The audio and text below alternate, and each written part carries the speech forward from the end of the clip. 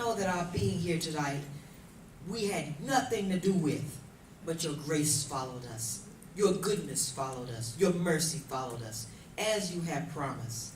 This week, all kinds of things happened. We had victories. We had defeats. We had ups and we had downs. But we are glad that through it all, you were in us and you were with us. We also thank you for CNM, Father. Sometimes without them, we just do not know where we would be.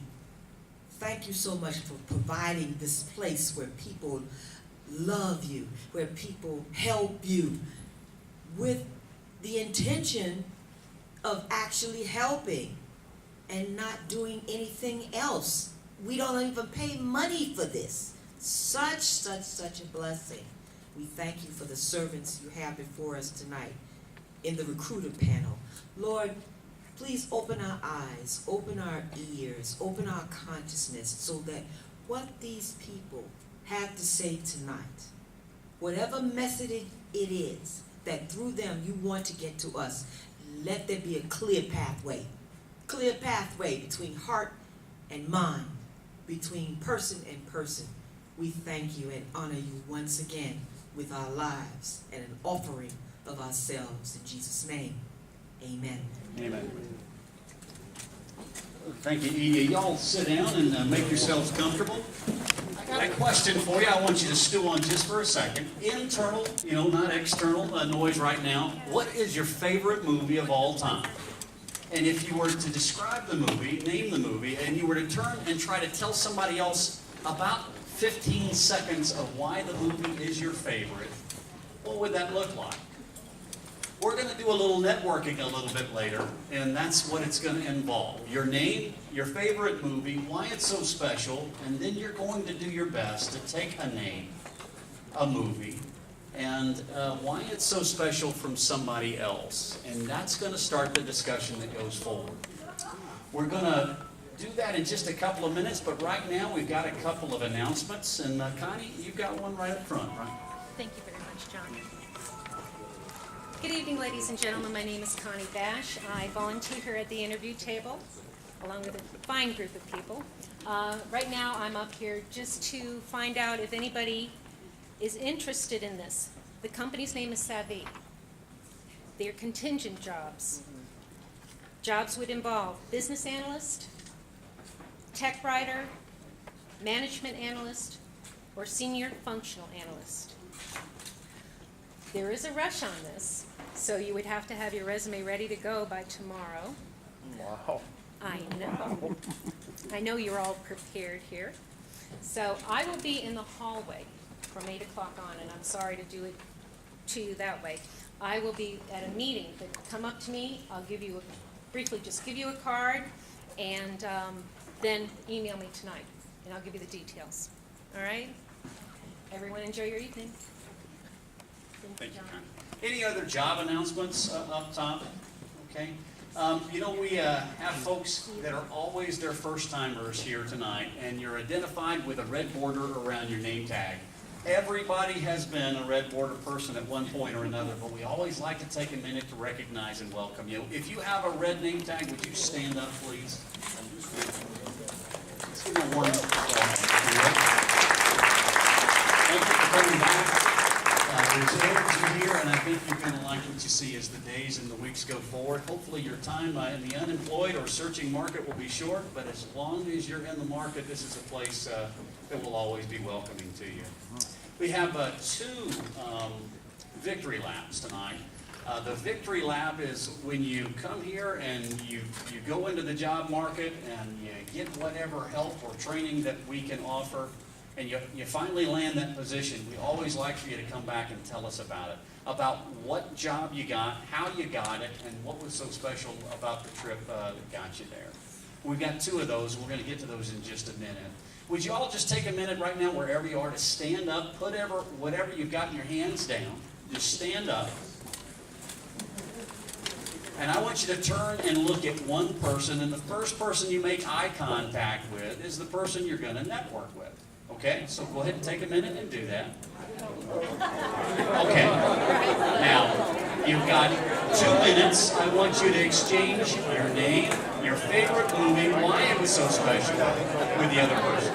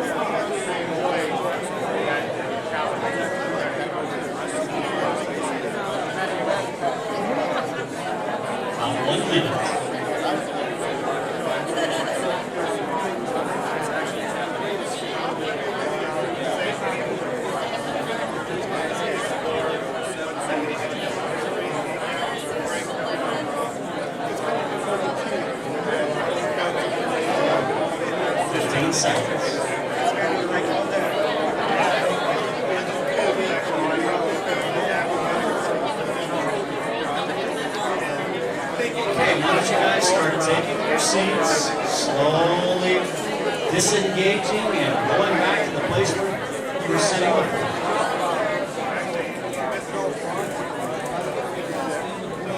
Slowly, but sitting down. Taking places.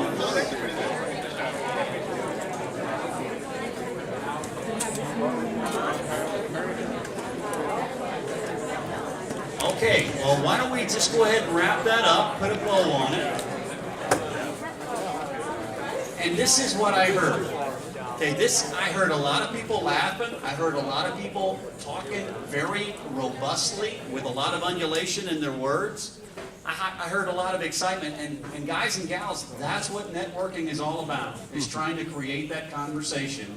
Only the conversation is not about a movie, it's about you. Now, having said that, one of the most important things in that relationship is finding out what the other person's details were. Who's got the story of another person's movie that was exciting, something they weren't expecting to hear? Najwa? I was delighted to hear from this newcomer. Her name is Claire. It's her first night, and she's from China. And the movie she remembered was Night at the Museum. And then she actually got to see the Metropolitan Museum in New York, so that was a neat story.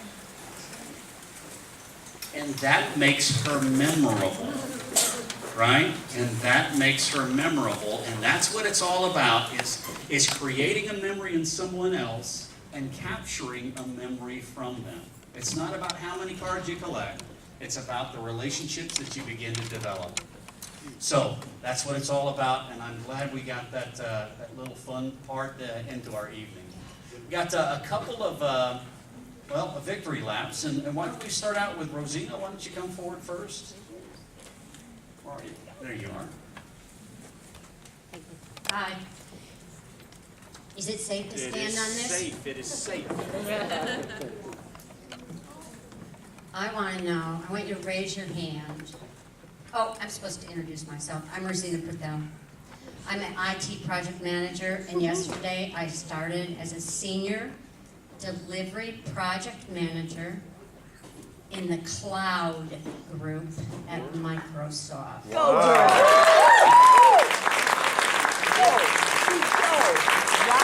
I was unemployed for 6 months. It's the first direct position I've had since 2009. All right.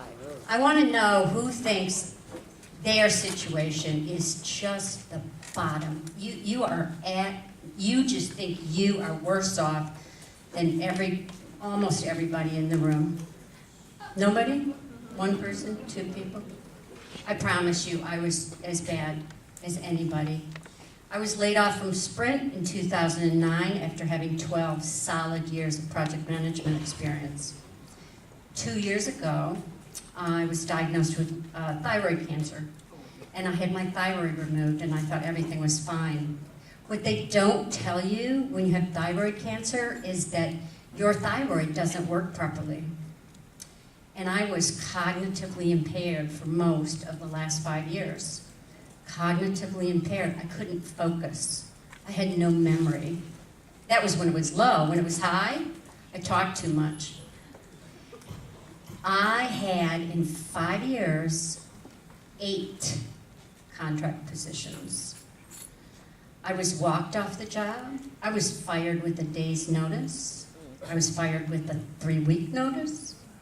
I had a job for 6 weeks, and they and I decided it was a disaster, and I left.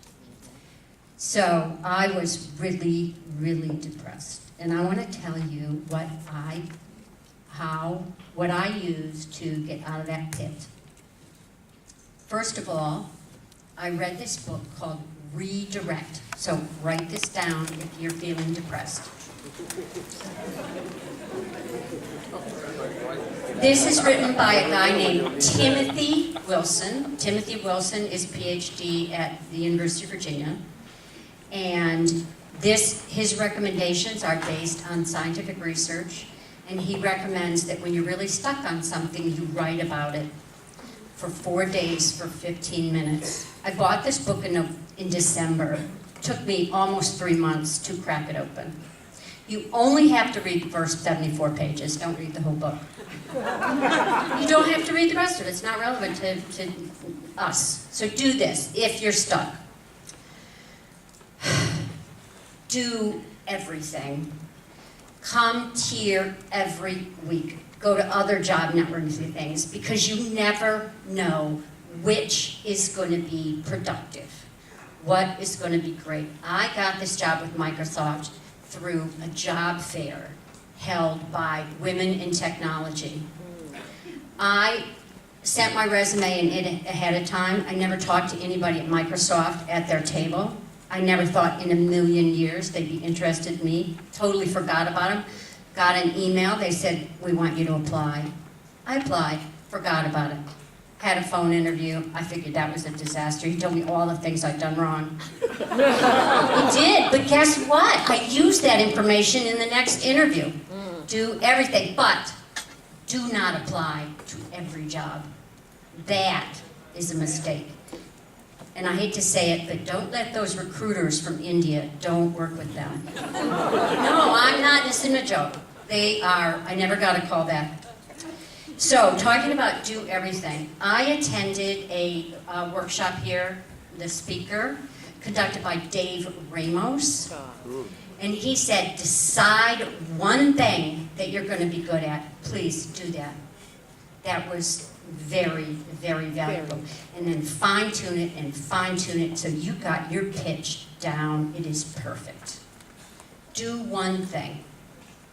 Then, a couple of other things that I did here that were really valuable is I attended a seminar conducted by Martha Sullivan. Right? Martha, come on, hold your hand, Martha. And one of her volunteer colleagues, and we talked about star interviewing. Star interviewing. Use those star stories. Who knows what a star story is? My resume is an entire star story, and I practiced those darn star stories. You gotta have them down. Everything's gotta be a star story. Martha said to me, us spend at least 20 hours preparing for an interview.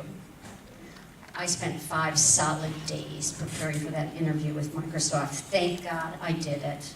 I read everything I could possibly read in 5 days about Microsoft's cloud services. Finally, in March, I was ready to give up. I said, you know what? I'm going to be long-term unemployed. I'm 57 years old. I'm going to retire.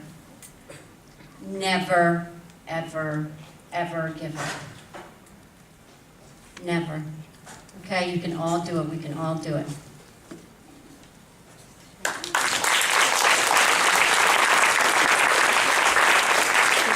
Congratulations. Okay, Jason, I think you're up, aren't you, buddy?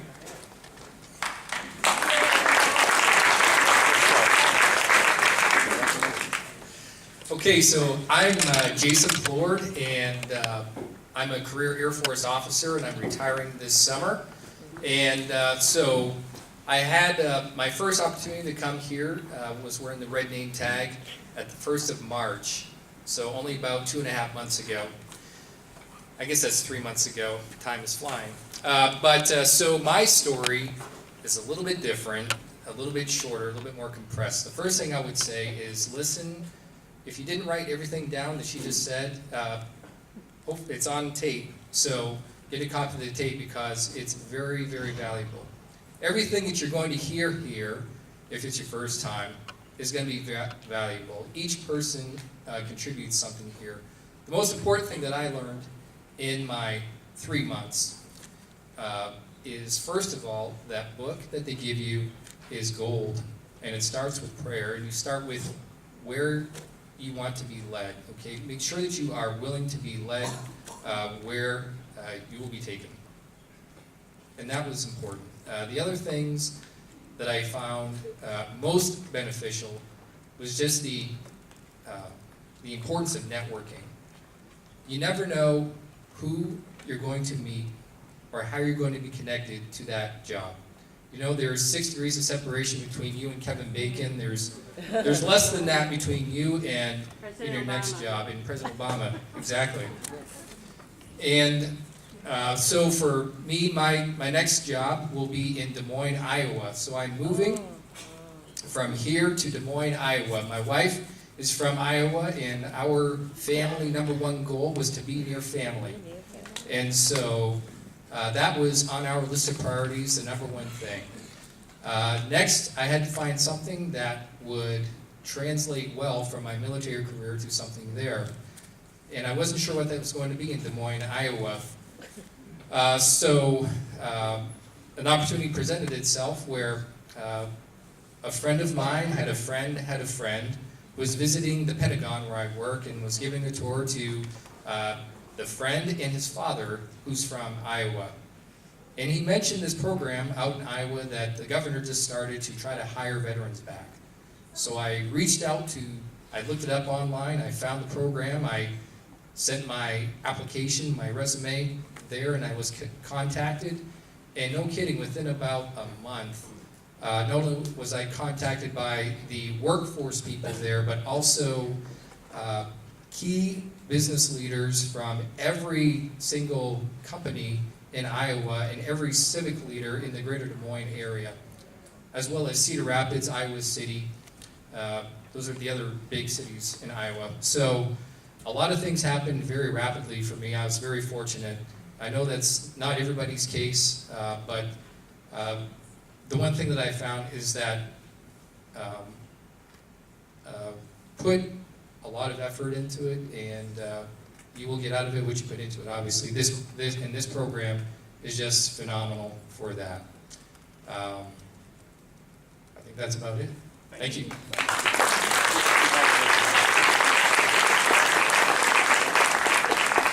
Well, every week on Tuesday nights, we'll run till about 8, and it's 8:07 right now, and then we'll hit the highlight of the evening. And tonight we have a recruiter panel like few others. This is one of those opportunities that you have to interface directly with someone who may know how to get your next job better than anybody else.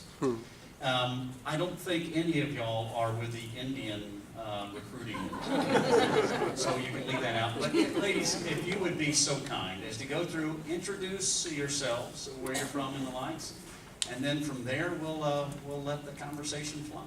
Okay. Hi everybody, my name is Claire Miller. Can you guys hear me pretty well? Yes.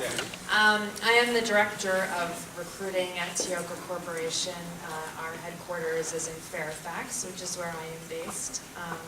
We have about 1,500 employees worldwide, with about 400 here in North America.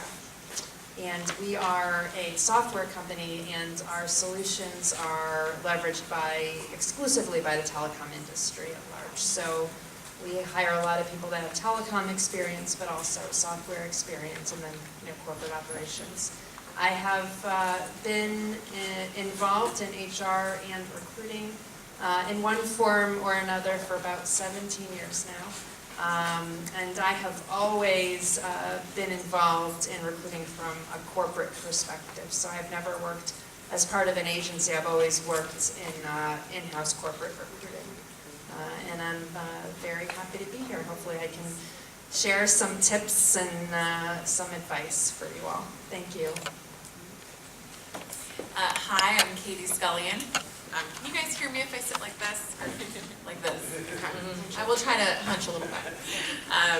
I currently work for Bechtel in Reston, and I've been there now for about 1.5 years actually. They opened an office in Reston about 2 years ago. So Bechtel, in case we're a fairly large organization, we're actually about 45,000 globally. And I actually work and support the IT function in Bechtel. So the IT group is about 900 globally, but that's spread out across, again, multiple locations in the US and international locations as well. So we, Bechtel as a whole is an engineering firm, engineering, procurement, and construction. So we hire, as you can imagine, anyone in that sort of arena. My group specifically hires more in the IT realm, I should say. And then before that, I was with an agency, so I've been both on the agency side and the internal side. So it's nice to sort of have those dual perspectives, because I will say it's quite different as a recruiter to sort of be on either side. And I'm happy to be here. Hopefully I can provide some advice. And I'm Sarah Bridwell, one of the volunteers here at Career Network Ministries. I think many of you know that I have a background in recruiting, but candidly I'm here tonight because the person who was supposed to fill this seat couldn't come. So I'm delighted to be a part of this recruiting panel. My company is HR Leverage, and we provide human resources services on an outsourced basis to a variety of companies. Currently at my largest client, I'm serving as the head of human resources on an outsourced basis for a company of about 150 people. And the folks that we hire there primarily have military backgrounds with top secret clearances, CSSCI polys, that kind of thing. Awesome, awesome. Well, we have, as always, a really fun panel. And so we're going to have fun with the evening. I'm going to probably run with the first 20 or 30 minutes worth of questions. And then we'll open it up to you guys for questions to be able to ask them as well. So, ladies, thank you for being here. And Sarah, thank you for pitching in. And we'll start maybe with you, Claire, and come back this way for the first one. But if you were talking to a family member or a good friend who was in transition, and you can only offer them 2 or 3 pieces of advice, what would they be? So the first one we've actually already heard here this evening, so my thunder has been stolen. But the very first piece of advice I would offer is to be selective. I don't care how long you've been looking, to really hone in on what you're passionate about, what's meaningful for you, what you're really excited by and motivated by, I think is key. I can't tell you, particularly in some of the more entry-level positions that I recruit for, but I can't tell you that, there are certain positions where I'm inundated with resumes and emails, and there's absolutely no real true association insofar as the position that the person is interested in, or at least claiming to be interested in. So really, I don't care if you're only applying to 3 jobs a week, but really, again, kind of be selective about what it is that you're looking for and find every angle to then go after that position. Don't just go to Monster and, click the submit button 50 times. Find that one position, and I don't care where you find it, and then, like I said, hit it from every angle. If you find it on Monster, submit your resume through Monster, but then go to LinkedIn and find some connections that might be relevant to the position, or that might help you uncover the hiring manager, or somebody that's connected to the hiring manager.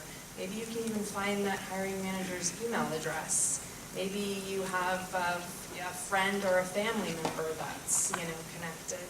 But, like I said, I think finding a few positions and then really trying to find a way in, and being creative with how you're trying to get your application or resume or whatever it is to the person that it most makes sense to deliver it to. I think that is one of the best pieces of advice I can offer. Because I think if you're going after it that way and you're really kind of customizing your, your letters or your emails, eventually you're gonna find, it's gonna get to somebody like me and it's gonna resonate. And I can't tell you, when I get an email or a cover letter, like somebody actually spent the time to really, first of all, know who I am and, understand the, true duties and responsibilities of a position. And, really you can just tell that they've spent some time on doing something. That just really resonates with me, because it's so often that you see just a profile where somebody just clicked submit and it's just not meaningful. That is my key piece of advice. Thank you. Katie? Well, first, I would say, I think mine's been discussed as I really do believe in it, which is network and go to events and go to different events, and just keep going consistently, because I do agree, you don't know who you're going to meet and what kinds of jobs are being discussed at those meetings. And the more that you see similar people, it's nice to sort of have those relationships, and then they may know of someone who can help you. So I think being consistent in your networking is really important. Along that same line, when you are networking, please make sure that you have your resume together and you're dressed professionally at those events, because I think that is helpful. And I saw all the beautiful suits outside, so no reason, I think, to not pick up one up if you're having trouble finding the right thing to wear, which is, I think, fantastic. So that's the first thing I would say. And the second thing, sort of along these lines, is make sure that when you are applying for a position, that you are really targeting your resume to that role, and you're highlighting how you look at the position and you say, okay, this position needs X, Y, and Z, and my resume will reflect exactly how I've done X, Y, and Z.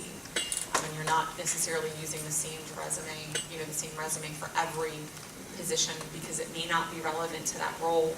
And that's quick, we can spot that fairly quickly when someone's using sort of what I like to say canned resume.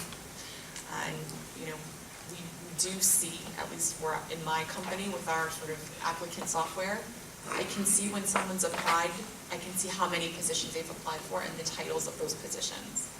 So if you're applying for every position from pipe engineer to CIO, that sort of sends a red flag to me, saying, well, what does this person actually want to do, and what can they do? Because I guess they believe they can do all of these things, which sort of raises a question mark. So just be cognizant of that, because sometimes now with the software, we do have the ability to see application activity in the system. So, as you start out in this recruiting process, every person that you talk to really has 3 questions in the back of their mind. Can you do this job that I have available? And everything that these folks have said plays directly to that. Don't apply for a job if you can't do it. But if you find one that you know you've got the qualifications for, you're going to be able to very credibly answer that question for every person that you speak with. The second question that everyone in the recruiting process has is, do you want this particular job that I have available and with my company?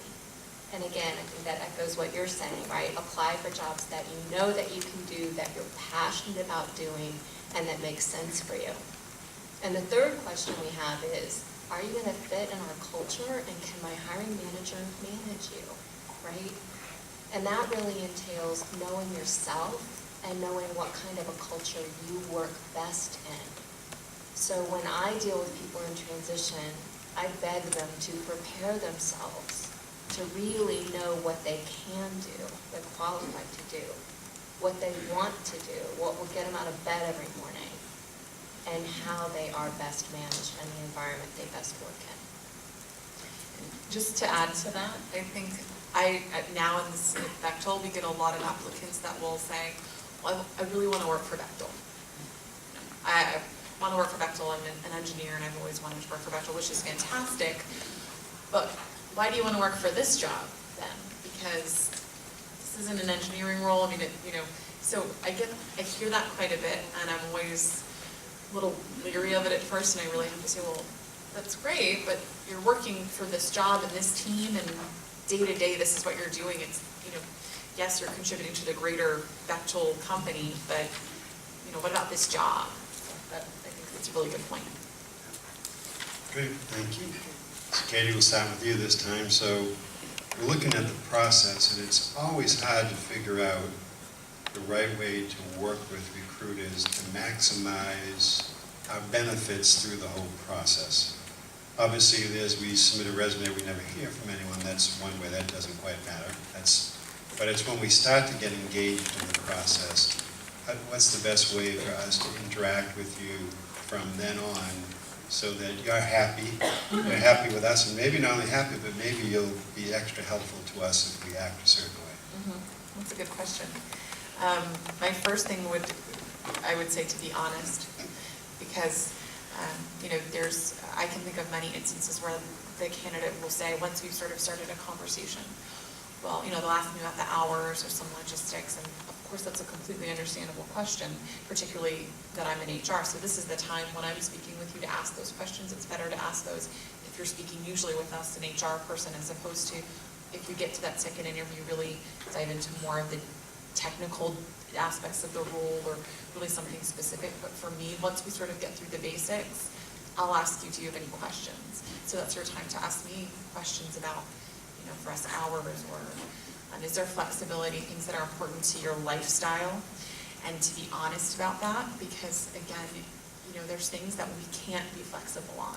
So if you can only work Mondays and Tuesdays in the job site, and then the other days you have to work from home, you need to say that up front, because it's not going to necessarily change throughout the process. And I find that if you're not honest with that up front, then unfortunately, if you get to the end and then you bring it up, you sort of tainted that relationship.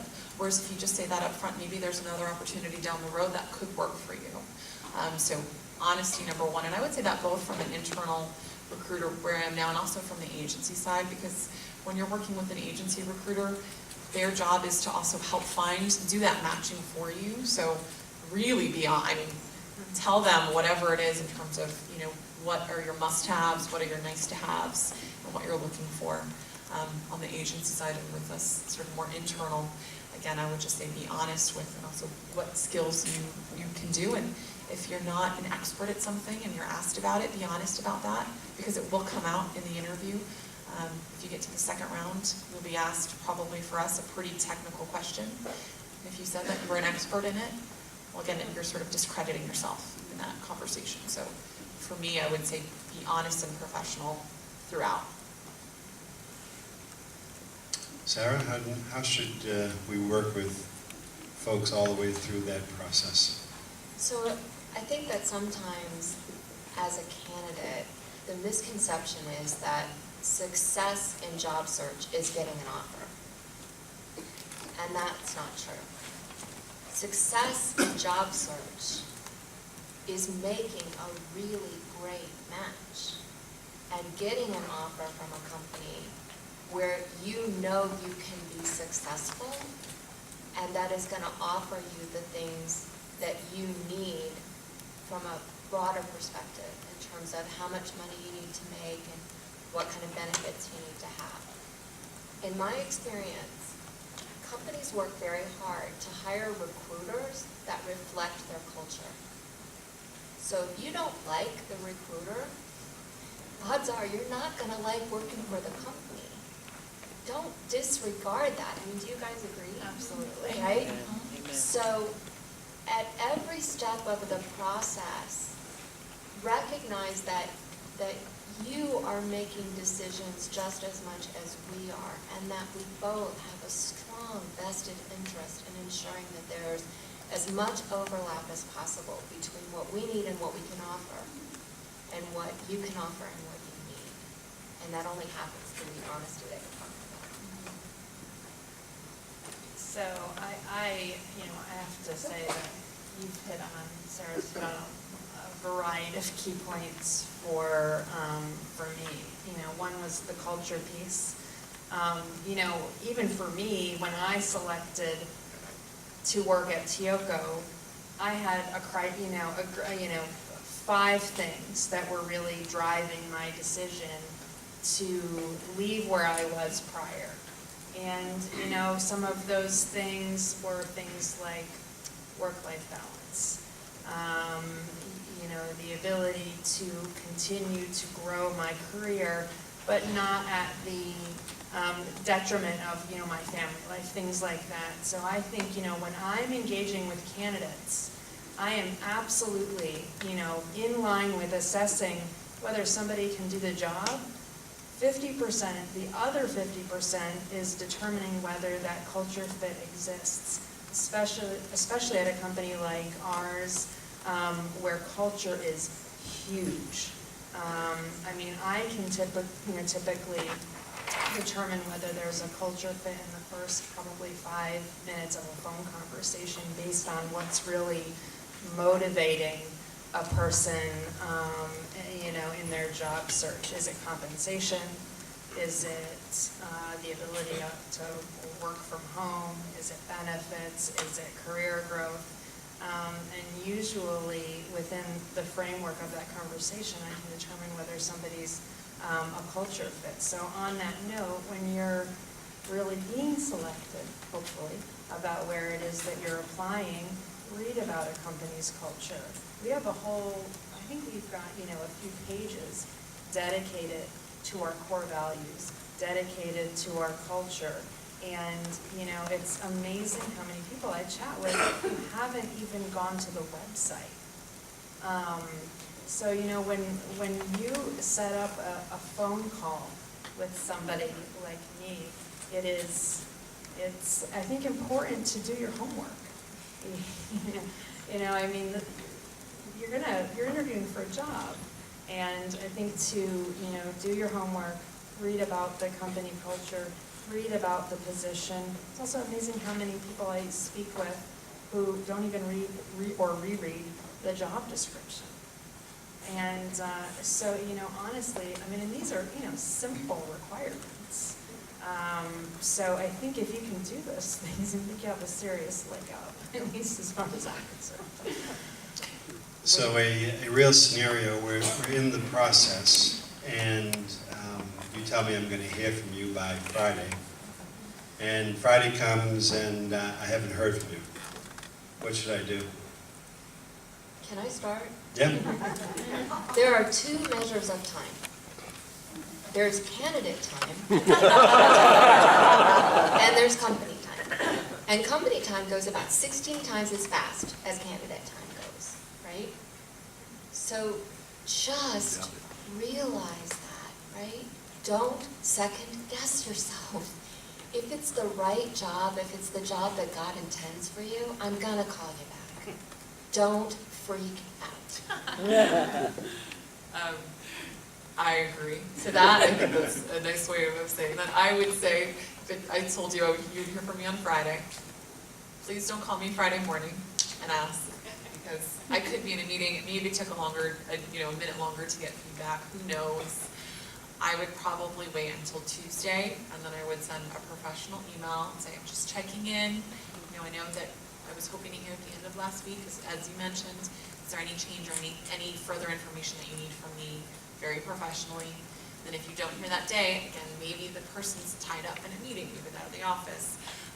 Give it a couple days, and then I would say, if you're the right person, you'll get a call back. I'm someone who I'm more aggressive, probably as well on the candidate side, and I know, I get really busy. I get so many emails, and someone will email me, and I'm like, oh, I need to get back to that person. So if you haven't heard, let's say it's Tuesday, I would say 1 more week, 1 more professional email or touch, and then unfortunately, I would probably let it go at that point because something's changed. And, you know, who knows what that could be. One thing I did want to add to the last one, which is what Claire said, which I thought was really funny. The first question I ask candidates is, tell me what you know about Bechtel. And if they don't know anything, or they're telling you the first paragraph that's on the website solely, you know, they haven't really done their research, and it's so easy. We have so much information on our website. We have pages of, we have videos on our culture. I mean, we have everything. So if you can tell me, well, I know you built this project, or I know I don't know too much. Can you tell me more? I'm like, well, I'm happy to tell you more, but I was hoping that you could tell me something more than the first, line on our website. So I think that's so true as well. Claire, how does that time frame sound to you? Kind of give it 3 days, email, a week, email, go home. Well, so one thing that I will say, it also depends on, the recruiter you're working with.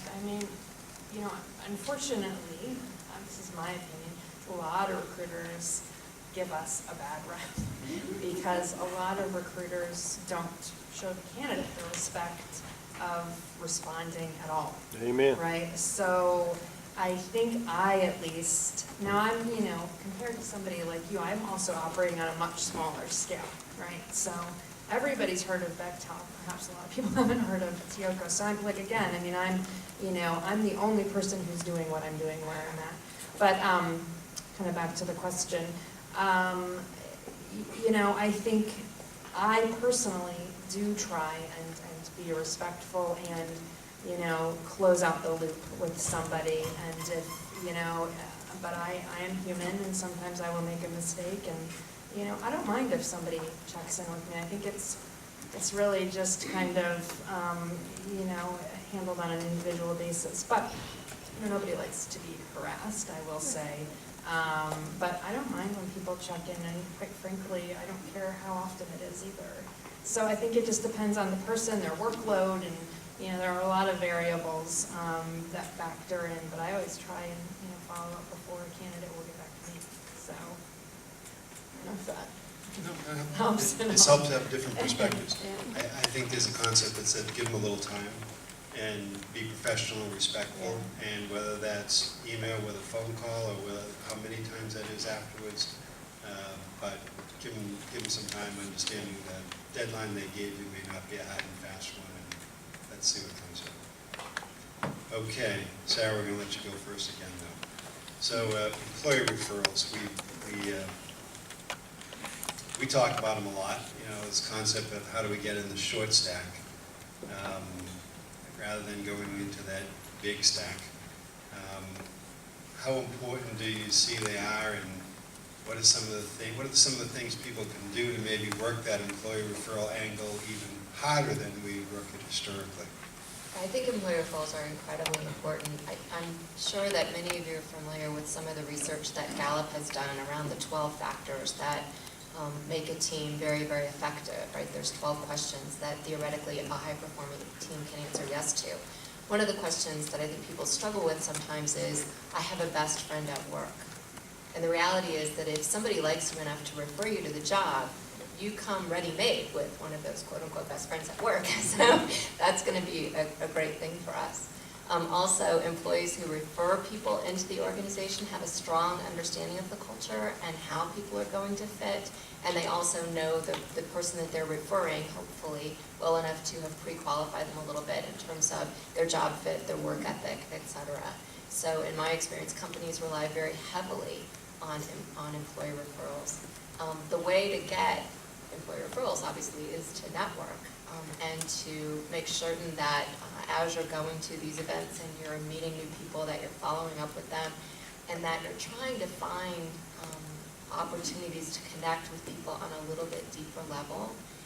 I've gone to LinkedIn training classes, I'm sure many of you have too, where you're following up with people and asking them to join your network on LinkedIn, but when you do that, note the reason that you're doing so, or the connection that you have between them and between the two of you, and try to build a little bit of a relationship so that somebody has some credibility to refer you.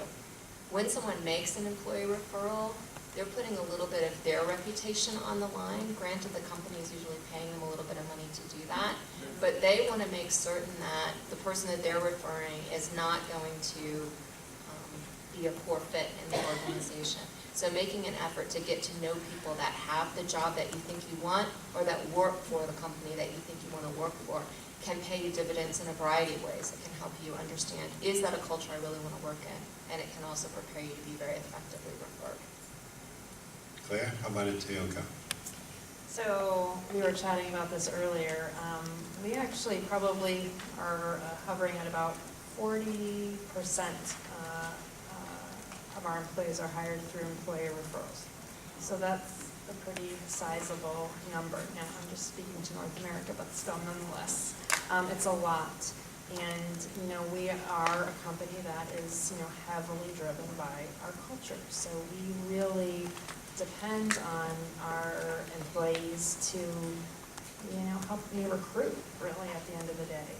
And so, you know, my biggest piece of advice is much like the first piece of advice I offered, is to make sure that there's a, you know, a job that really resonates, a job that, you know, if you're asking for, you know, to be referred, to ensure that, you know, there's a job there that really makes sense for you. And, you know, one that you're really interested in. And again, along with that goes, you know, the remainder of what I've been saying, which is, you know, do your homework. And, you know, ensure, you know, and again, if you're being referred, you know, again, you're probably very aware of what the culture is like, what the company is like, and, you know, but, you know, it all goes back to the same common theme, which is, you know, really kind of do your homework and to make sure the position is right for you. Katie? Rachel? I would say for us, in my opinion, we have sort of two kinds of referrals. We have the referrals for a specific job, and then we have I know someone who would be great, do you have something? And, you know, I get a lot of both.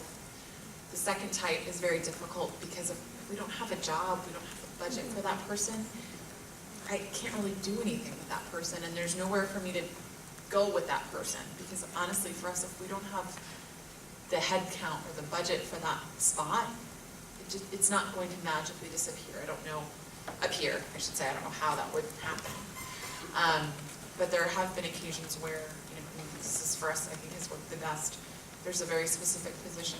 You apply to the position, and then you have someone who can refer you, we can see internally who the recruiter is on the jobs. So I will get a very detailed note from that person who's referring that individual, say, hey, you know, I worked with so-and-so at this company, she applied for this position, see, you're the recruiter, I really think, you know, she had this skill and was very hardworking and, you know, got great reviews, et cetera, et cetera. And I will take a second look at that person for sure if I get a well-crafted note like that, and actually have hired someone because of that before, where maybe the person's resume was strong, but that note to me really pushed it over the edge. I mean, this person worked with this individual, so really had some good insight into how they were on the job and more about their background. So I think that if you can have a relationship like that, that is of course number one. And if you can't, make sure that again it's for a specific position, and at least the person that's referring you have some connection with, because we'll also get the referrals, I'm sure you get this, which is, I don't really know this person, but they asked me to send their resume to you. Okay, it's not the most helpful kind of referral, if you can imagine. So I would say make sure that you do try to have a relationship with whoever that person is so they can talk a little bit about why maybe they're referring you.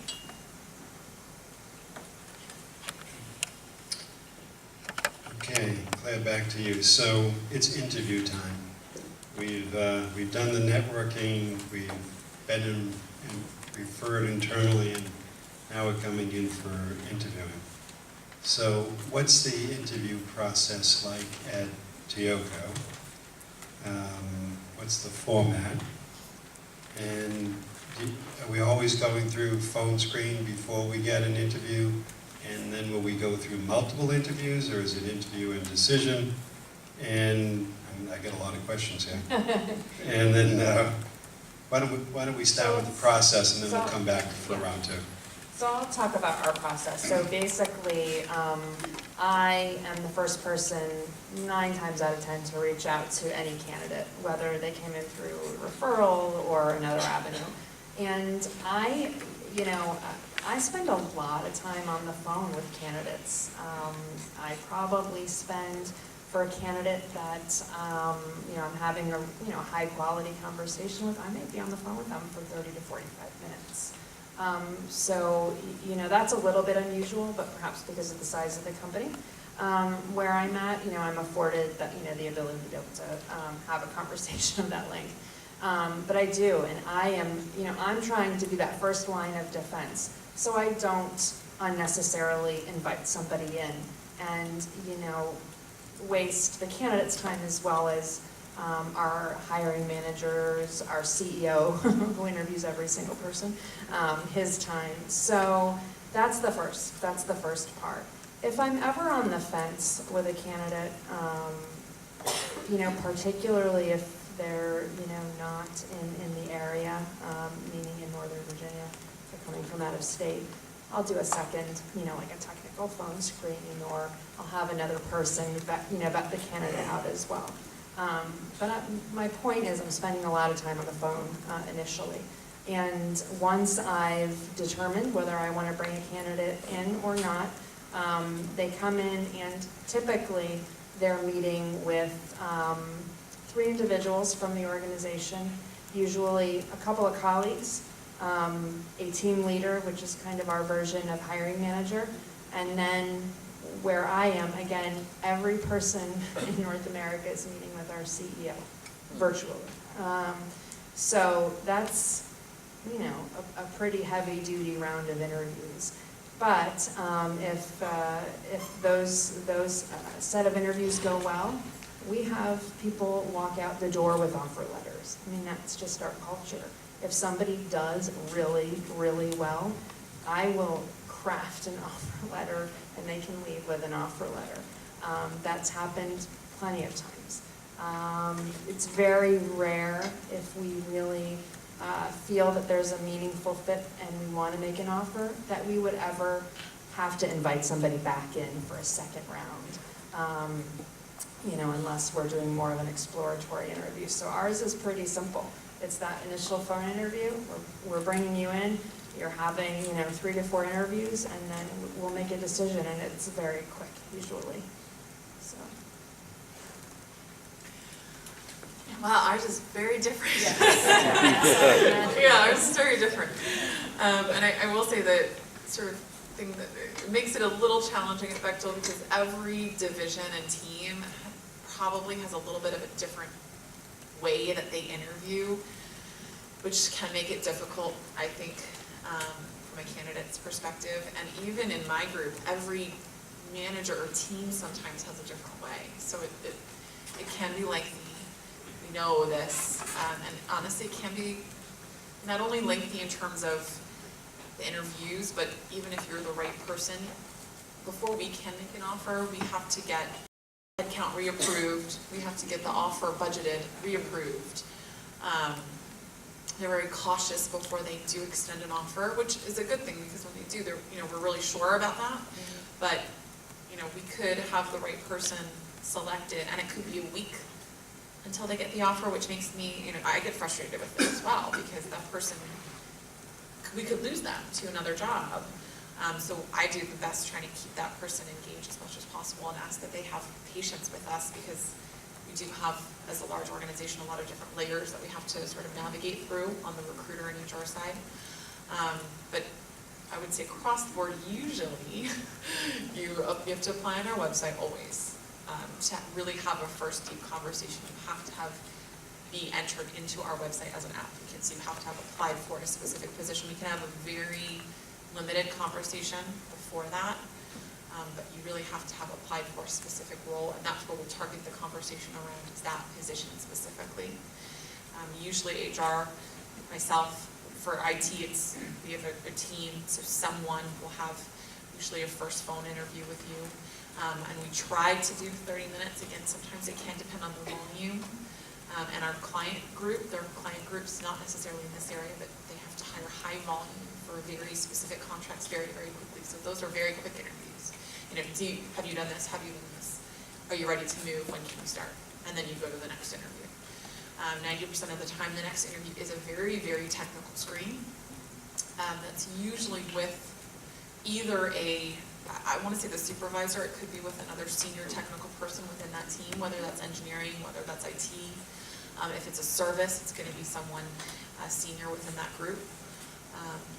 And for us, it's a little scary technical sometimes, I think, because have you done this and tell me about when you've done it. It's behavioral based, but very technical in nature. And also, by the way, the HR group does some of the culture fit interview, but again, it depends on which team, because every team and every group has their own little culture, so it gets a little tricky sometimes. After the technical interview, if you make it through there, usually there's one more interview, touch wood, and hopefully only one more, and then you come in, or it could be virtual, depending on your location and the client's, and the team's location, because we have someone hiring in San Francisco for Reston, or it could be anywhere. So that could be a video interview. That's usually with a couple people, including the hiring manager or the supervisor for the position. And then after that, we'll make a final decision. And usually for the video, I want to say video, in-person interview in whatever format that is, for us, we try to keep that to 3 individuals, sort of 3 finalists or so. And then we move to the offer, and I will say for us, and probably a lot of other companies, part of that, we always do say any offer is going to be contingent on a criminal history and background check as well. So there's, sometimes, again, things do take a little bit longer. I think I've had one person walk out with an offer, one miracle time, but, it is a bit of a lengthy process, so, I will say we do try to keep people engaged as much as possible. And if it's a job for you, we will try to move as quickly as we can, but you can reach out to the recruiter, and I'll say, please let me know if something changes in your search as soon as possible, because I do my best to push the managers if they really like someone to, TikTok, let's get the next interview scheduled. So if I may say one thing, I think that there's some, an important point is, navigating, within a smaller company versus a bigger company can be really different. So, I mean, we can probably touch more on that, but it's, apples to oranges. I will, on that point, I get a lot of questions from candidates, or on LinkedIn or various sources, or random calls, where they're asking me about a job in another person's group or division or team, and I really have no insight into that. I mean, we are so large that I don't even know, a recruiter who works, honestly, in the building next to me. So, I feel bad about that, but there's really, and because unless, again, somehow I worked with you, and recruiters were not able to share information, so I can't even say, oh, you should go talk to this person. So it's challenging in that sense. I totally agree. It's very different. So at the end of the phone screen, when I ask you, do you have any questions, please put on your list to ask me what the process is. And I can then give you the roadmap of what's going to happen next and after that and after that. And that gives you a very good idea of how and when to follow up, back to Bob's earlier question, right? And it also gives you a bit more to say in your email just than, Sarah, have you heard anything yet? No. Sarah, as you mentioned, it was going to take about 2 weeks before this happened. It's been about 2 weeks. I was wondering, blah, blah, blah. So, again, engaging in conversation, building relationship, but don't be afraid to ask me about that process, and then keep that as your roadmap. I will tell you, and I just preach this all the time, it depends on the culture of the company. My first recruiting job was at Price Waterhouse, right, 1,000 years ago, and I was going in to recruit college grads, and the firm was accustomed, I was going into a really small office, to building relationships with these college grads for a couple years before they hired them. So when they hired me, there were, I think, I can't remember, there were 5 partners in that office. They brought me back 9 times. I said to my mother, I cannot take that job, they have seen all my clothes. So, just realize that their process is their process, and their process is their culture. And if you can't deal, you're not a good fit for that job. Okay. Right? We have so many different people who have to buy in to you as getting hired. It's a little mind-boggling, honestly. And it makes our job hard on the recruiter side, I'll be very honest, because if that whole team isn't sort of saying, okay, thumbs up, there's not a lot that we can do. And so I think that's a really good point. And honestly, there's a lot of buy-in when decisions are made from different people. But if I ask you, you can tell me everyone's name that I will be interviewing with. No? So I may be surprised. I don't know all the people I'm necessarily interviewing with when I go. Sorry, Katie? Anyone. Oh, I was like, what? I should say someone. You're at, so the candidate would ask me who am I interviewing with? Yeah. That's a good question. I will give it to them when that interview is confirmed. So I will give you the name, and I try to give you the title and roughly what that person does. I mean, the titles can be a little funky. They don't always necessarily show what that person's doing. So once the next interview is confirmed, I will say, okay, here's the interview. Here's who you're speaking with. This is sort of who this person is in the fold. But I can't tell you the next one, and I can't tell you beforehand because it could be someone else based on schedules. It could be anyone within XYZ team. So it's there's not a lot you can do until we're there, at least for us. So whereas where I am at, I can tell you everybody that you're going to be meeting with, and I actually typically do. And a really smart candidate will ask me that question, prior to coming in. And with LinkedIn, you can go on LinkedIn and you can, at least do a modicum of research before you even come to interview with folks. You can know, what their career history looks like. You can, maybe you went to the same college. I mean, who knows? So I do try and do that, and that also depends on the nature of the role. But if the question isn't asked and I don't offer it, I meet with every candidate for a minimum of 15 minutes when they come in to go over that and to, share with them the names and email addresses of the people that they're meeting with and what the role of each person is. And that's another key point.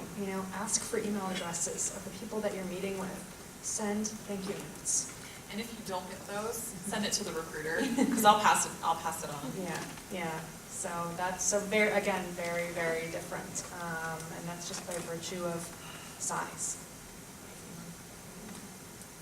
So now we're into the interview. Do you guys have a favorite interview question? And what's the best closing question when you've gone to the candidate? Do you have any questions? Do you have any particular questions that you remember that you thought were particularly good? So your question, and then a question that you heard from a candidate at the end of the interview. And Sarah, you're shaking your head, so you get to go first. So my favorite questions are always behavioral, and they always relate to what's going to make you successful in a job. I really try to get to know my hiring managers and to find out what the most difficult thing is that people who work with them experience, right?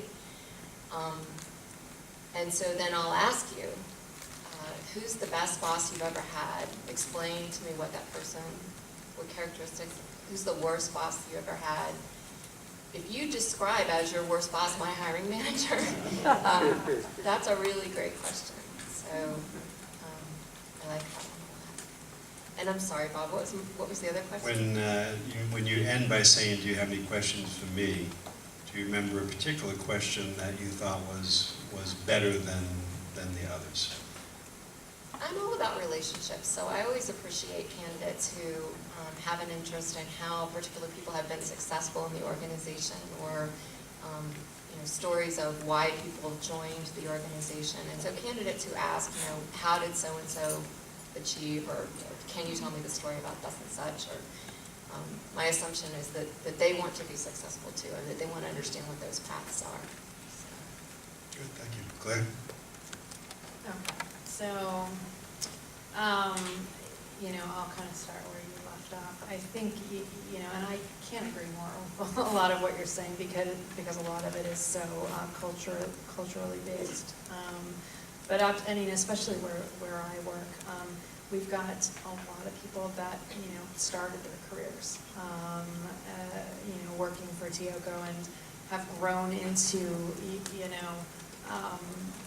very kind of, high-level, key operational positions.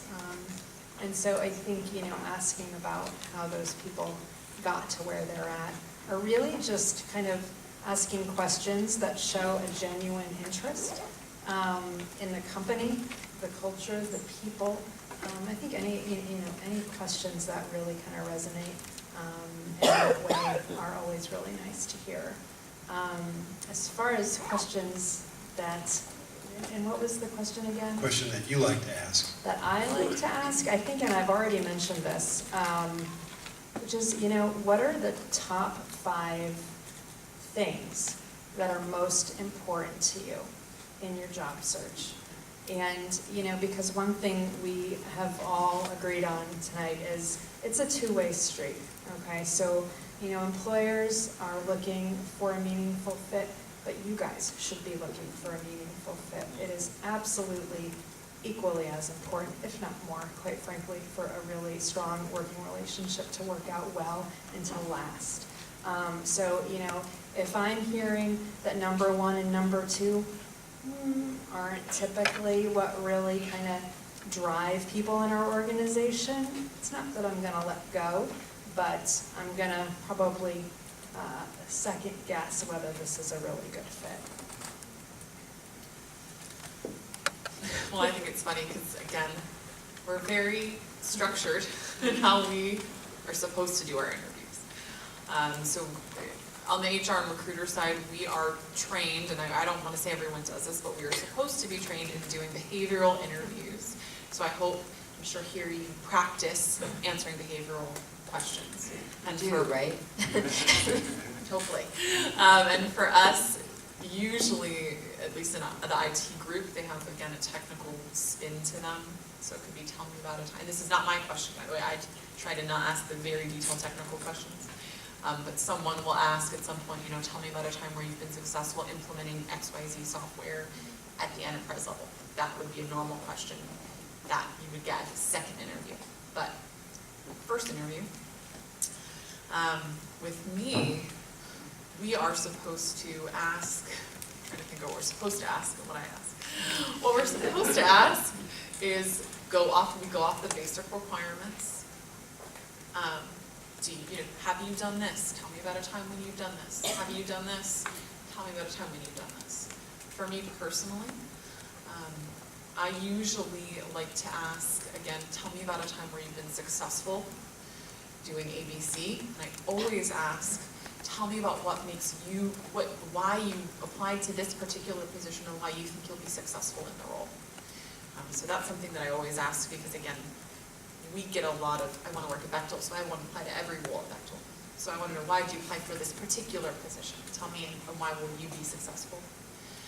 In the closing, there's things that I'm always amazed when people don't ask. Like if I say, tell me, what questions do you have? And they say, oh, I don't have any, or that's not great.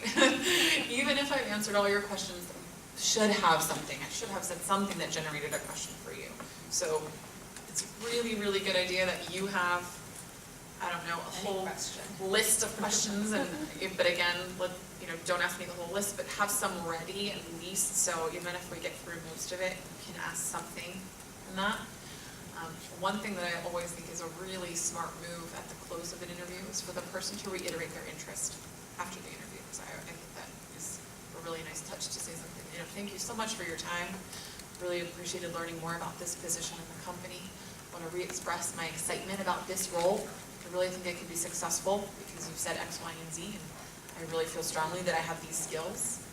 And I'm really looking forward to learning more about the next steps in the process. Just re-express after the interview your interest and your excitement, or if you're not, that's okay, but again, be honest. So for me, that's how I'd like to see a candidate close the interview, honestly. I just say one thing.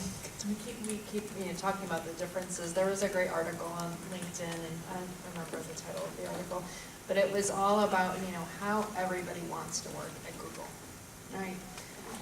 Without really knowing what it's like to work at Google. So, and it's funny because nobody, I won't say nobody, but very few people, at Tioco come to us because it's Tioco, right? So they really have to do some digging, but really do it. I really can't impress enough, how important it is to really ensure that, you're taking your time, you're being selective and applying at companies that make sense for you. Ladies, great answers so far. So this is my last question, and you kind of answered the one that was on my sheet, so I'm throwing that away. So it's maybe a little trickier one. So we have some people in the audience who are, let's say, 55 or older. And they're probably going through this tough window, and some of them in the back of their mind are thinking that age is the reason they're not closing the gap on that job. So what advice for job seekers who may be on the older side as they go through this process with your companies? I'm happy to start. Again, I think it depends on the job that you're applying for. So being from the IT group, there is a lot of focus on newer technology. So if you're applying for an IT position, take the time to, again, make sure you're applying for the right role. So for us, if the job says, must have experience with advanced replication in Oracle, this is like a job that I know we would look at, right? And you've done A, B, and C in Oracle, but you haven't done this, or you've touched an older version of Oracle or something like that, maybe that's not the right role for you. Because we are going to be very technical, and it's not, for us, it honestly, age isn't a factor where you are in your career. It's more about, do you have the technical skills to do this job today? And it's hard because it's not something usually where we can afford the time to train that person on if it's a technical must-have for us. So I would say be very careful and honest about what you're applying for. Make sure that you're applying for the right roles where you have the skills to do that job from day one. And if you can talk to that easily. And I think, again, that's, I think, been a sort of big theme here is, make sure that you're looking at the roles that you'll be successful in, and then, that sort of moves you through the interview process. Sarah? So in this age of transparency, when you walk through the door, your age is not a surprise to me. I have asked you to interview knowing the level of experience that you have. Don't make it an issue, right? Once you've gotten through that door, you're a candidate for that job. And it goes back to those same 3 questions. Can you do it? Do you want this particular one? And can I manage you, and are you going to fit in this culture? If you show that enthusiasm and you've got current relevant technical skills, you're going to, and if it's the job that got intense for you, you're going to have that job. Okay. Yeah, so I completely agree with Sarah. I mean, I know for me personally, I don't even seek age out when I'm looking at a resume. I look at a resume for, and read through it. And I purposely don't seek that out. If I find a good candidate who has the relevant skills, and we talk a lot about, technical positions here. I mean, I hire a lot of non-technical people. So, the same goes for those non-technical positions. It's a matter of having the experience. Do you have relevant experience? And, showcasing that in your resume. And then if I get on the phone with you and you have an amazing, phone presence and, an amazing set of intangibles that really resonate, whereby I feel like you're going to be a good culture fit, I've never let age get in the way of of bringing a candidate in. So, but I do think, you know, just like any other candidate, you've got to be able to sell yourself well. Does that table say Excel, PM Tech, what does this sign say? PMP, tech training. So I looked at that before, because I was like, oh, I'm so happy that's here, because there's so many free ways that you can, and I'm not talking about Oracle, you know, this is just one role that I happen to know of, that I'm thinking of all the time. But for the standard, I mean, in our company, everyone has to know Excel. Everyone has to know Word. Everyone has to have those basics. And so, you know, when I just see that there, I'm like, okay, I mean, there's free ways to get that. And so I was happy to see that there. Good. Thank you for that part. We're ready to take your questions. So if you'd raise your hand, we'll get you a microphone. And Francine's first, you'll be next. Thanks very much for coming. I have a two-part question. Clarifying, I think maybe you spoke about you can see the other jobs we've applied to. Is that only for your company, or can you see jobs we've applied to at other companies? Only within that job. Okay. It's our applicant tracking. Right, okay. So in the screening interview, there's always a question about salary. About salary. And I understand that you don't want to interview someone that you're targeting for 40 and the person's more experienced and going to be wanting 9,800. Is there a way for the person for the applicant to respond to that without giving a number? To say, you know, it wasn't really clear, you said it required, you know, 2 to 5 years experience. Are you really looking for someone that junior, or are you open to accepting someone with more experience?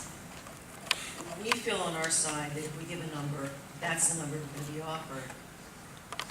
And really, for some of the initial phone interviews, I don't want salary to be an issue, but I understand your concern that you're wanting to target the right experience level kind of person. So what are good ways for the applicant so that there's no turnoff, but it really is more of a dialogue and meaningful to both parties? That's a good question. So we'll ask, I'll say, I'll say, you know, we're pretty honest about it. What are your salary expectations? Usually then I hear, well, it really depends on the job. I get it, that's fine. Then I'll say, well, tell me about your last job, your compensation there. Can you give me some insight? For us, I will tell you, it's helpful to have that. It's helpful to know the person's last compensation. But then if that's, you know, let's say you were at 100,000, but you can take 70, then, you know, I would say something like, you know, my last job was 100. I'm looking for the right fit and the right opportunity, which includes the right benefits. So I'm open to a lesser compensation. And then I will say, if the job shows like 2 to 5 years, normally it's because that's what's budgeted. In their mind, it's this salary, it's this grade. And there's quite a wide variety within that grade, but sometimes it's only, you know, we can only go to X amount, or they don't even know necessarily. So someone will say, well, what can you do? I'm like, honestly, I don't even know at this point, but I have an idea, you know, but I need to know from you where you're comfortable, because really, we don't want to make a match that's not going to work for you long term. So it is a concern, but I would say you just have to be honest. So if someone says, for us, again, what's your last compensation? Be honest and see about what you're looking for, and give some flexibility. And you can say, you know, I don't know what my exact number is, but I am definitely willing to negotiate and to go lower. And if you can have an idea, and I would say before you get into those conversations, really figure out what you can comfortably work with. Because if it's not, you know, someone would say to me, well, I could go anything between 70 and 80. Well, if they can't do 72, but maybe they could do 78, let's try to be a little more closer to where you want to be, because we can, you know, we can work with you. Our goal is to get the right person, and we're not going to bargain over a couple thousand if it's not really our goal. But it is to make sure we're at least in the right ballpark. So that's for us. I mean, we don't share that. I will tell you that. For us, we don't talk about compensation with the managers, unless, again, you're really outside of the ballpark for some reason, but you have everything that they want. And sometimes I'll say, is there anything that we can do? And I will tell you, 99.9% of the time for us, it's a no, because it's budgeted, period. End of story. We will talk further about that if you're the person selected at the end. So it sort of stays with me, but again, it's just making sure, hey, are we even in the right ballpark? Because I don't want to waste your time. So I feel like I will say, for me, if somebody's really being evasive about, and first of all, I don't ask what are your expectations. I don't even ask that question. I ask, where are you at today, or where were you at in your last position? Because I want to get a kind of a present day assessment of where you're at. But if somebody's being super evasive, I'll be honest with you, I don't even know whether I would invite them in. I mean, and I'm just being honest, because, that sends a message. It sends a message that compensation is the driving factor. And for us, where I am, if compensation is what motivates you, you're not a culture fit. And I'm just being honest, and you're going to find other companies that are like that.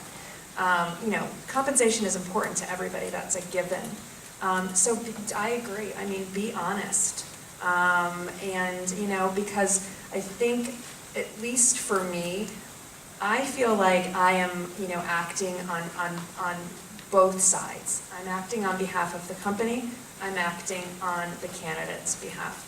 So it's, there's a delicate balance there, but I think a good recruiter will respect that balance. One point to that, for us, when you get to after the first interview, if you're invited in, you have to complete an application. The application has your last dates of employment, your last salary, why you left, and it goes back. And if you do get an offer, that information is verified. So be honest all the way through, because it only helps yourself.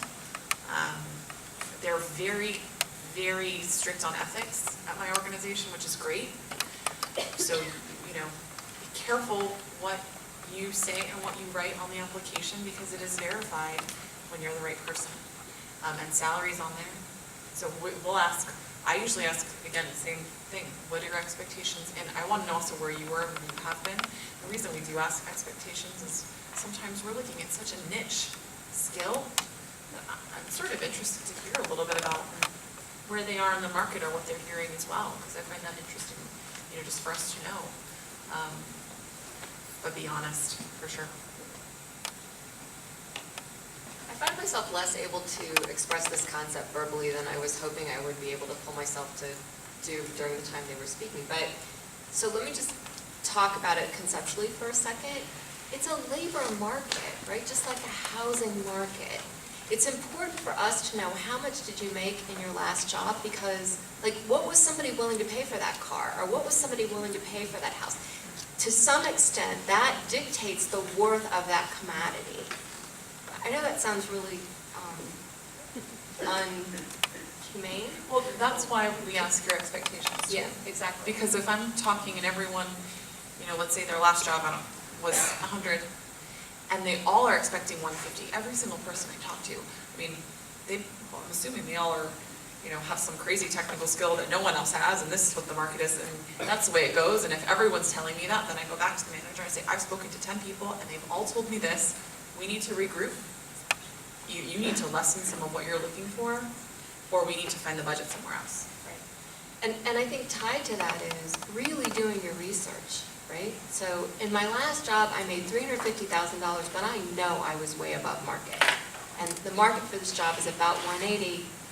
What are you paying, right? So be very candid and upfront. If you know that that you can't expect that amount of money again, and it was a gift or whatever, just be realistic. Don't be afraid of the money question, because again, this is about making a match.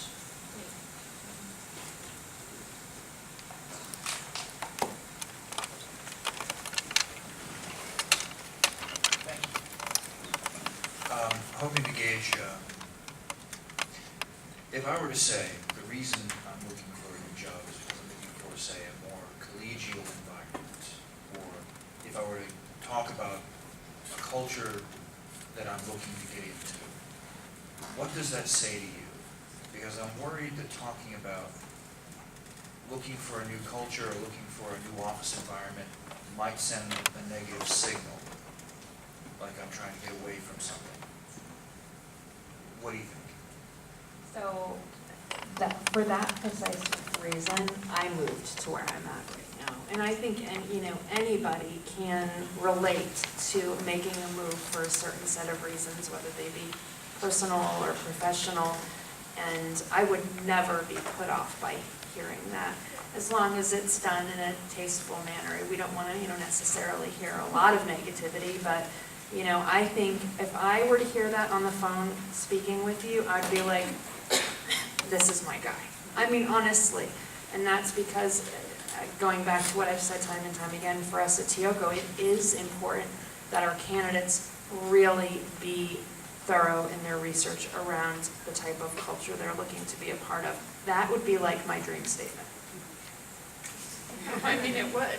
For us, I would just say, you can, as long as you state things professionally, and you're not negative in how you're talking about reasons you left, culture, whatever it is, we want to hear it, but it's all about how you frame it, and as long as you're framing it in a positive way and it's professional, you're, at least for us, totally fine. And I actually can't think of, a lot of recruiters, I can't think of any, where if you're professional about why you're leaving and you're positive about it and what you're looking for, I can't think of anyone that would mark that against you.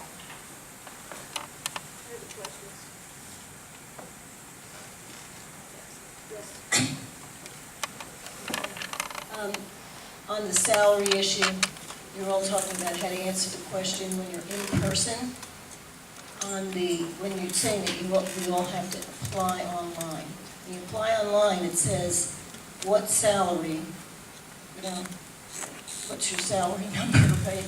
And it doesn't give you the chance to give them a range. So therefore, should we be putting in the low number, the real number, or the number we really want? So, no, our system's pretty archaic, so we don't even have that, so. I'll be applying to your company. I'm trying to think when, we don't have that question when you apply.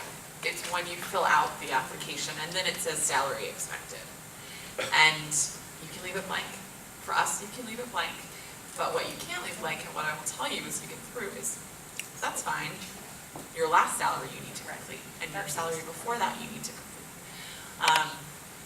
I don't know, in a system where you have to list electronically or they won't let you move on. Yeah, I've faced it with several. Can you only put in a number? Can you only put in a Put in number? one number, and then the other thing that I find to be really obnoxious in the whole online application is asking you for the year I graduated college and making that mandatory.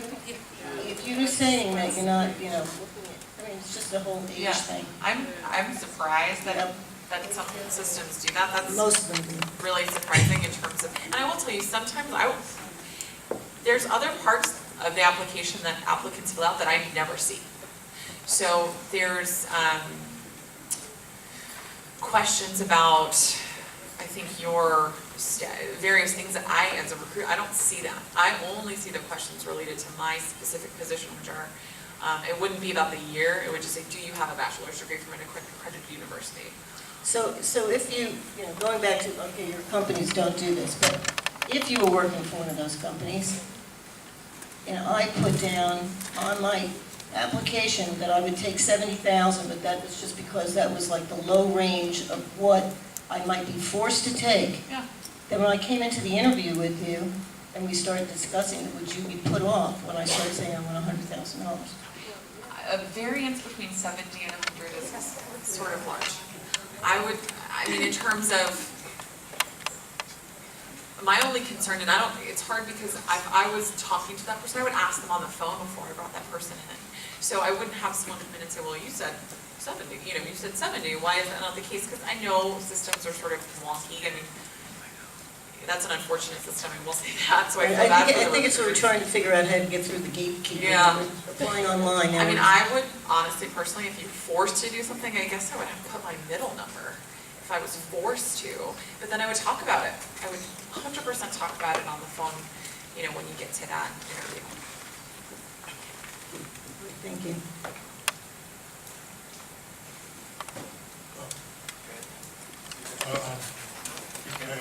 I think, I remember, article that you're referencing was 5 reasons not to apply to Google or something like that. Yeah, Hold that a little something like closer. that. Hold it a little closer. Yeah. But I was really interested in this. Somebody said something about recruiters not talking to each other, and I spoke to somebody at Amazon who said, oh, I only do this part of Amazon, but the last time I got a job, a long time ago, I was working for Computer Sciences Corporation, and I got a job at MCI, and it was because a recruiter actually traded me, or traded a position that they had with another recruiter, and I think it just depends on the company. I mean, for us, because our recruiting team across Bechtel is geographically diverse, I mean, we're all over the US. So there's a large team in Houston that supports this specific project. I can't name one person on that team because I would never, I mean, unless they reached out to me for something specific, of course, then, you know, if their internal, I'll answer whatever question it is. But even navigating internally to get a question answered, not about the job, just an internal something that I need to know in general is difficult because we're so large. And this is across the company. I mean, people, when they join, navigating the internal workings of a company that it's like, it is challenging. It's challenging. So I think it just depends on the company. I used to work for Verizon. They had like 4 different job sites, some internal and external, legacy.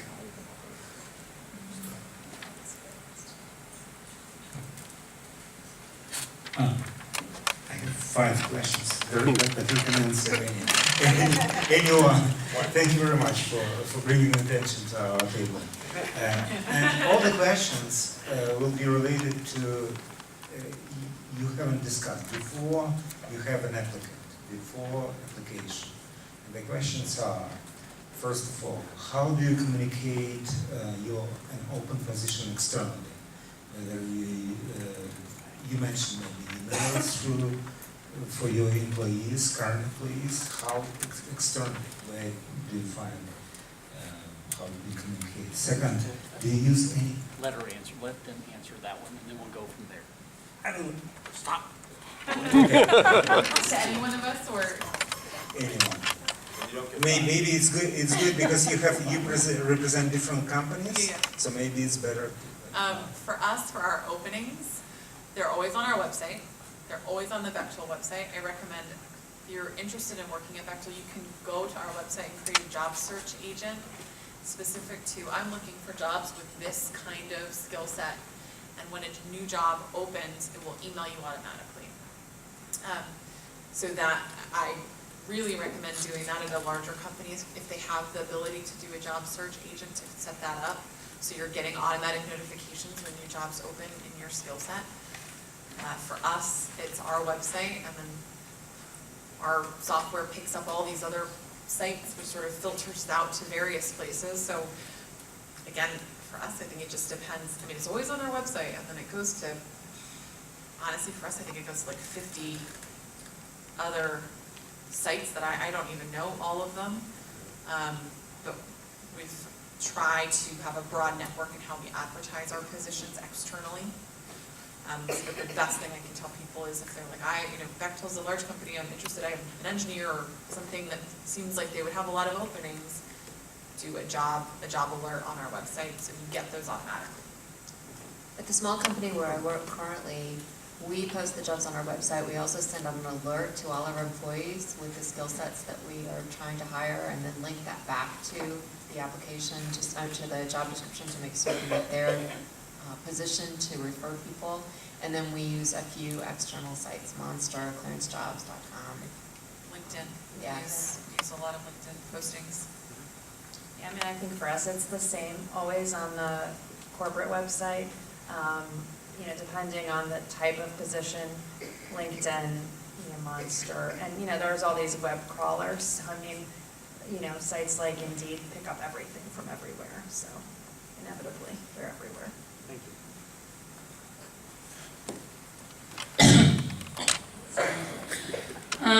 What's your advice for long-term unemployed people looking for work? Sure.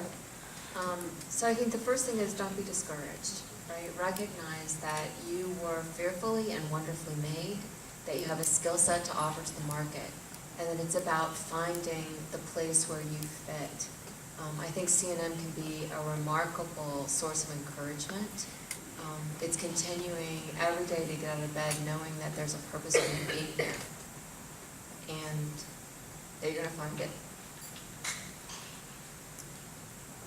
I would like to see if someone's long-term unemployed, some volunteer work they've done on there.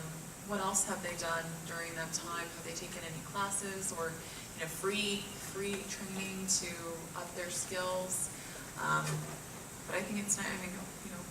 Hopefully they're involved with other organizations as a volunteer, or they're donating their time, and I'd love to see that on a resume. If there is a large gap. Yeah, I think I couldn't agree more. I think it's not sitting idle while you're looking, and getting up and doing something every day. Obviously, I think that's also going to keep you going, as long as you're keeping yourself busy and motivated. Depending on your skill set, Taproot Foundation can be a great resource where they connect people who have viable business skills with not-for-profit organizations that need real projects done. You don't get paid for it, but you do get the experience to go on your resume, and it's a great networking opportunity. We had one communications position, and I remember communications, there were a lot of people that applied that didn't have work, and their resumes, they were blogging, they were contributing to an online journal, and that was fine. They're still using their skills, and it wasn't necessarily a paid job, but my goodness, they were active. So one other thing, I know this is kind of a vehicle of the past, but there are still temp agencies out there. We have a number of employees that started with us as temps that are now managing parts of the business. I'm not kidding, working in the mailroom, starting as temps. There's, and that's a great, for us, we use core staff, if that's meaningful to anybody. But, and we've, people that are willing to start somewhere. We've rolled over, if you're there on a temporary assignment longer than 6 months, we review it. And if you're doing well and we have the budget to flip, you're flipped. Yeah, the same thing. Hi, Melissa Sockban, real quick. Claire, this is for you. I was on the Tioco site earlier, and it looked like there's an external referral program that you didn't need to be an employee to refer someone to Tioco? Yes, there is absolutely. So if anybody in this room, even if there's not a job that you see as a fit for you, maybe you know somebody. I look at all external referrals. And if we were to select and hire an external referral, we have a referral bonus of $250. So, it's certainly something. That's great, thank you. Thank you for pointing that out.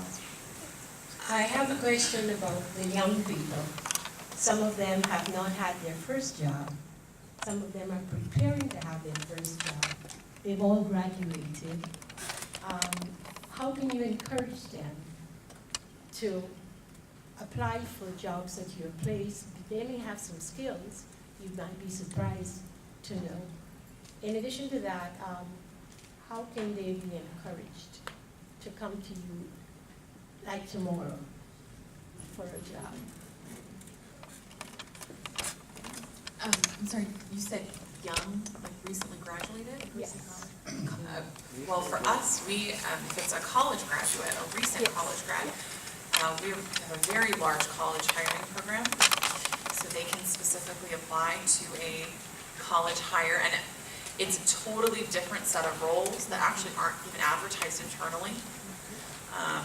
They're classified as only eligible for recent college hires. For us, we have strict criteria on that. You have to be within 1 year of your graduation date from the day that you start with us. So for us, by far, I mean, we advertise for those, we post them, they're usually cyclical, around when colleges are hiring or not hiring, I guess, graduating, their season. So at the larger companies, they're, I think usually, like I know PwC, and they all have college hire programs. So I'll speak for, the smaller companies. A number of our positions that we post regularly, recent college grads could be eligible for, because, as a company, we're just big believers in finding bright young talent. So we don't necessarily, it's just all, around the type of work and the level of experience that is required. But I think we're, as I said, firm believers in training people. So. Guys, I'd love to take more questions, but we've hit our time limit for the evening. I want to be sensitive to your schedule. It's a long night. I know a few of you would like to say hello to them before they dash to the door.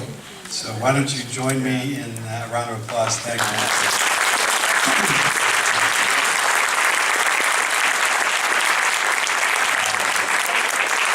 Edie is going to have a chance to close us in prayer, but I want to mention to everyone, for those of you who haven't had a chance to hear John Venable speak, our own John Venable, so he's our speaker next week. All those of you who have had a chance to hear him speak, you know what a treat that is. So definitely want to have next Tuesday night on your schedule, and invite your friends. It's a rare treat, so looking forward to hearing John speak. With that, I'll turn it over to Edie. Shall we stand to honor God? Oh, merciful God, our Father, we thank you for what you have given us and presented us with tonight. Lord, you're wonderful, you're great, and you're worthy to be praised. We thank you for all the knowledge, the wisdom, and understanding that we have gained from what we experienced in this night. Now, Lord, as you take us home in peace and in safety, work with us over the week so that you will reteach us everything that you intended from the foundation of the world to have us learn, for bringing us here to this very experience. Now may the love of God, the fellowship of the Holy Spirit be with all of us, now, henceforth, and forever. In Jesus' name, amen.